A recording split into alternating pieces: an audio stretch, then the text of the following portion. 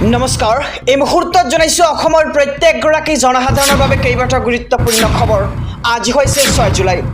আজিৰ দিনটোতে অসমৰ লগতে ভাৰতবৰ্ষৰ বিভিন্ন প্ৰান্তৰ পৰা কেইবাটা গুৰুত্বপূৰ্ণ খবৰ যুগুত কৰা হৈছে। এই মুহূৰ্তত জনাইছো আজিৰ প্ৰথমটো খবৰ।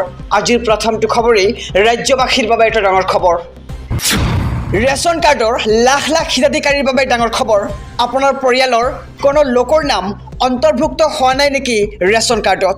ৰেচন কাৰ্ডৰ হিতাধিকাৰীলৈ অত্যন্ত জৰুৰী খবৰ যে পৰিয়ালৰ প্ৰতিগৰাকী সদস্যই এতিয়া লাভ কৰিব বিনামূলীয়া চাউল। অহা 7 জুলাইৰ ভিতৰত EKYC পৰীক্ষণ কৰিব লাগিব ৰেচন কাৰ্ডৰ গৰাকীয়ে আৰু নিয়মীয়াকৈ বিনামূলীয়াকৈ চাউল লাভ কৰাৰ বাবে EKYC পৰীক্ষণ কৰাটো এতিয়া বাধ্যতামূলক কৰা হৈছে আৰু পৰিয়ালৰ সকলো সদস্যৰে তথ্য দিব লাগিব বিভাগীয় কৰ্তৃপক্ষক। সংশ্লিষ্ট সুলভ মূল্যৰ দোকানৰ গৰাকীৰ সৈতে সংযোগ কৰক হিতাধিকাৰীসকলে আৰু সুলভ মূল্যৰ দোকানত উপলব্ধ আছে POS মেচিন আৰু মেচিনত আপুনি আঙুলিৰ ছাপ প্ৰদান কৰিব লাগিব। সুলভ মূল্যৰ দোকানৰ গৰাকীয়ে সকলো হিতাধিকাৰীৰ আঙুলিৰ ছাপ POS মেচিনৰ দ্বাৰা সংগ্ৰহ নিশ্চিত কৰিব লাগিব। এই মুহূৰ্তত জনাইছোঁ আজিৰ দ্বিতীয় নম্বৰ খবৰটো। জিঅ'ৰ কোটি কোটি গ্ৰাহক লৈ ডাঙৰ খবৰ। নিৰিখ বৃদ্ধিৰ মাজতেই 3টাকৈ প্লেনত দিছে বিশেষ অফাৰ। মাত্ৰ 51 টকাৰ ৰিচাৰ্জতে লাভ কৰিব আনলিমিটেড 5G ডাটা আৰু 101 টকাৰ প্লেনত লাভ কৰিব 6GB 4GB ডাটা সহ আনলিমিটেড ডাটা আৰু 151 টকাৰ প্লেনত লাভ কৰিব 5G আনলিমিটেড ডাটা। যিহেতু দেখিবলৈ পোৱা গৈছে যে জিঅ'ৰ নিৰিখ বৃদ্ধি হৈছে আৰু এই নিৰিখ বৃদ্ধিৰ মাজতেই এবাৰ জিঅ'য়ে আনিছে এক বিশেষ অফাৰ। এই 3টাকৈ প্লেনত জিঅ'য়ে আগবঢ়াইছে বিশেষ অফাৰ আৰু 51 টকা 101 টকা লগতে 151 টকাৰ ডাটাত এই বিশেষ অফাৰ আগবঢ়াইছে জিঅ'য়ে আৰু জিঅ'ৰ কোটি কোটি গ্ৰাহক লৈ এই খবৰটো এটা অত্যন্ত জৰুৰী খবৰ যে নিৰিখ বৃদ্ধিৰ মাজতেই 3টাকৈ প্লেনত দিছে জিঅ'য়ে বিশেষ অফাৰ। 15 টকা আহিব আপোনাৰ বিদ্যুতৰ বিল। কেনেকৈ লাভ কৰিব এই সুবিধা? মুখ্যমন্ত্ৰী ডক্টৰ হিমন্ত বিশ্ব শৰ্মাৰ বৃহৎ ঘোষণা। পূৰ্বে যদি আপোনাৰ বিল আহিছিল 100 টকা, এতিয়া আহিব 15 টকা আৰু 85% হ্ৰাস পাব আপোনাৰ বিদ্যুতৰ বিল।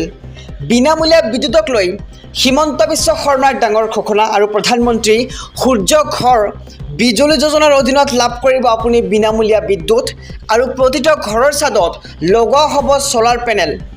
ছ'লাৰ পেনেল লগাবলৈ চৰকাৰে দিব আপোনাক 1,30,000 টকাৰ ৰাজ সাহাৰ্য, যাৰ জৰিয়তে আপুনি উৎপাদন কৰিব পাৰিব বিদ্যুৎ। ইতিমধ্যেই 2 লাখ লোকে বিনামূলীয়া বিদ্যুতৰ বাবে কৰিছে আবেদন আৰু এই ছ'লাৰ পেনেল লগোৱাৰ পিছতে ৰাহি হ'ব 85% বিদ্যুতৰ বিল আৰু পূৰ্বে যদি বিল আহিছিল আপোনাৰ 100 টকা, বৰ্তমান আহিব আপোনাৰ বিল 15 টকা আৰু 85% হ্ৰাস পাব আপোনাৰ বিদ্যুতৰ বিল আৰু বিনামূলীয়া বিদ্যুতক লৈ হিমন্ত বিশ্ব শৰ্মাৰ এই বৃহৎ ঘোষণা। উজনিৰ পিছত এইবাৰ নামনিত হ'ব জলপ্ৰলয়। নামনি অসমৰ জনতালৈ এক ডাঙৰ খবৰ। সাৱধান হওক নামনি অসমবাসী। ৰাজ্যত অব্যাহত আছে মুছলধাৰ বৰষুণ।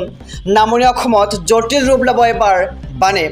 যিকোনো মুহূৰ্ততে বানত বুৰিব পাৰে কেইবাখনো জিলা। চৰকাৰৰ তৰফৰ পৰা জাৰি কৰা হৈছে সতৰ্কবাণী। যিকোনো মুহূৰ্তত ভূটানে এৰিব পাৰে বাৰণি পানী আৰু নামনি কেইবাখনো জিলালৈ বতৰ বিজ্ঞান কেন্দ্ৰই জাৰি কৰিছে এলাৰ্ট। কোকৰাঝাৰ, চিৰাং, গোৱালপাৰা, বৰপেটা, বাক্সাত ৰেড এলাৰ্ট জাৰি কৰিছে আঞ্চলিক বতৰ বিজ্ঞান কেন্দ্ৰই। ইয়াৰ লগতে বৰপেটা, ধুবুৰী, গোৱালপাৰাবাসী ৰাইজৰ বাবে সতৰ্কবাণী জাৰি কৰিছে চৰকাৰৰ ফালৰ পৰা।